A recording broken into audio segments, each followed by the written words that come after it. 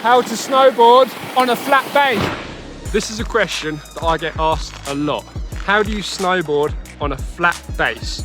From beginner to advanced, this is a vital technique and it's going to help you with everything. From getting off a chairlift to hitting jumps, riding powder. And stick around to the end of the video to see how it's going to help you ride super fast. But first, it's going to be essential that we understand what the fall line is. The fall line is the path that gravity takes down the slope. And generally, the fall line will follow the direction of the piste. But any undulations or slight slanted sections in the slope will affect the fall line. That, hold on, is something I can demonstrate by letting this ball roll down. It will follow the path that gravity would take and it will follow the fall line exactly down the slope. Wait, we'll get it in a minute.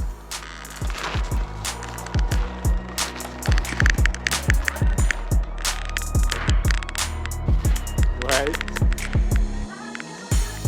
All right, go get it. So as you can see, the ball didn't quite go in a perfectly straight line. It started off to the right and then it went a little bit off to the left as the slope was slanted like so. Good boy. Now a snowboard on a flat base will act exactly the same way as the basketball did. It will find the fall line and follow gravity down the slope. So you need to realise that when you're riding a flat base, you're essentially a passenger on your board.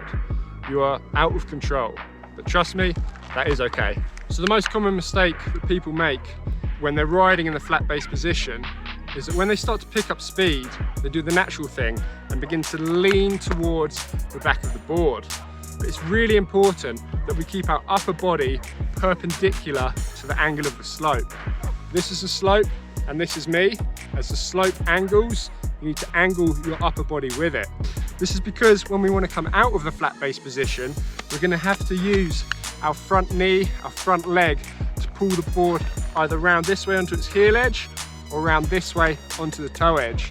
And if you're leaning back slightly, it's difficult to use this front leg as a lever. So the first exercise we will do is to start with just the front foot strapped in. Point the board down the slope, then step your back foot on the board between the bindings.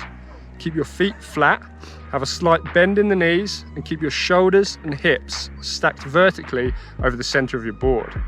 Keep your arms in line with the board and have only your head twisted, looking where you're going. Come to a stop by using your front knee to pull you round either onto your heel or your toe edge. This movement can be started from your upper body and your leading shoulder, but try not to rely too heavily on that because it's really important that you don't allow yourself to become too twisted. But for more info on this movement specifically, you can check out this video up in the top corner.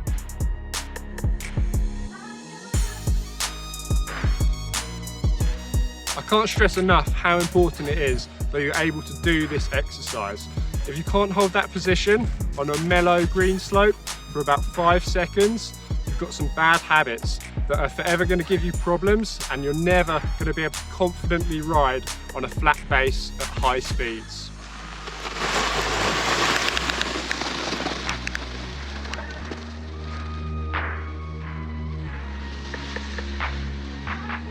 So now we're going to repeat the exercise again, just this time with both feet strapped in. And honestly, absolutely nothing changes. Hold the same position you held before and just get used to building up that confidence, keeping the board on a flat base and letting the fall line pull you down the slope.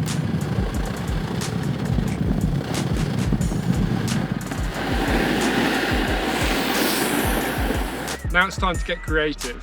Whilst keeping the board flat, practice shifting your weight towards the nose and the tail of the board.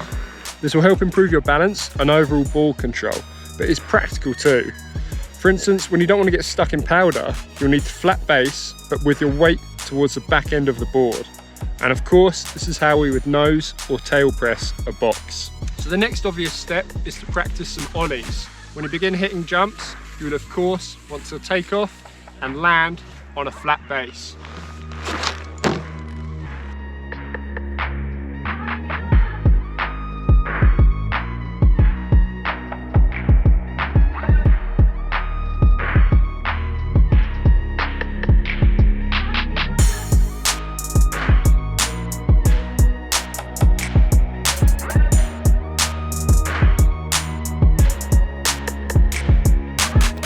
And now for the fun part, how to snowboard really fast on a flat base, which is also going to be really useful when you're trying to get across those long flat pistes and you don't want to get stuck.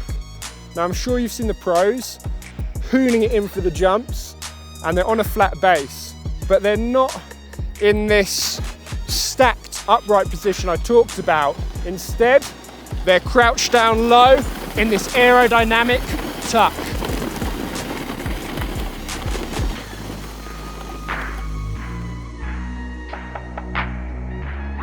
But the theory remains the same. So long as you keep your weight balanced over the line that will run down the center of your board, you'll be just fine. So start by crouching down low, and you see you can only get so low whilst keeping your shoulders in line with the board. To get down lower, I'm going to need to really twist like this. And this can be quite handy because what it lets me do is to put a little bit more weight to the left or a little bit more weight to the right to ensure that I stay balanced over the center of my board. And as we get down really low, you can see you can shift some more weight over that back foot. And as long as your weight's centered, you will be fine. But just remember, when you want to come out of this position, you're going to need to stand up and bring some weight over the front foot again to be able to pull the board round onto your edge. Awesome. So now it's just a case of putting this into practice, building it up slowly, and you're soon going to be far more confident at riding on a flat base. Thanks for watching. I'll see you guys next time. Bye.